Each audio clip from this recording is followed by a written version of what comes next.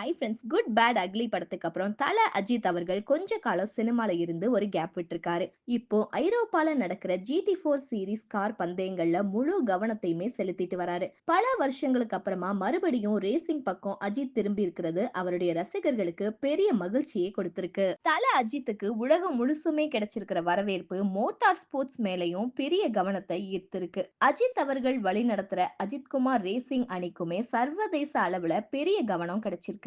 அஜித்துடைய அடுத்த படம் சம்பந்தமான சில தகவல்கள் இணையத்துல வெளியானாலுமே அஜித்துடைய அடுத்த பட இயக்குனர் பத்தி இதுவரைக்குமே அதிகாரப்பூர்வமா எந்த ஒரு அப்டேட்டுமே வரல. இந்த வருஷம் நவம்பர் மாசத்துல இருந்து தல அஜித் அவர்கள் தன்னுடைய அடுத்த படத்துக்கான வேலைகளை தொடங்குவாரு அப்படின்னு அறிவிச்சிருந்தாரு. அது வரைக்கும் முழுக்க முழுக்க ரேசிங்ல கவனம் செலுத்த போறாரு. பிரேசில் நாட்டை சேர்ந்த கார் ரேசிங்ல ஜாம்பவானா இருக்கிறவர் தான் அயர்டன் சென்னா. 3 ஃபார்முலா, ஒரு உலக சாம்பியன்ஷிப் அப்படின்னு ஜெயிச்சவர். மோட்டார் ரேசிங்ல வரலாற்றிலேயே தலை சிறந்த ஒரு வீரரா பார்க்கப்படுறாரு. இவருடைய ஆக்ரோஷமான குணம் தான் ரேசிங்ல இதுவரைக்கும் பல உயரங்களுக்கு கொண்டு போச்சு. 1994 வருஷம் நடந்த ஒரு போட்டியில நடந்த விபத்துல உயிரிழந்துட்டாரு. அதே இடத்துல அயர்டன் சென்னாவை நினைவுபடுத்துற விதமா சிலையையும் நிறுவியிருக்காங்க. தல அஜித் அவர்கள் அந்த பிரபல கார் ரேசர் அயர்டன் சென்னாவுடைய நினைவிடத்துக்கு போயிருந்தாரு.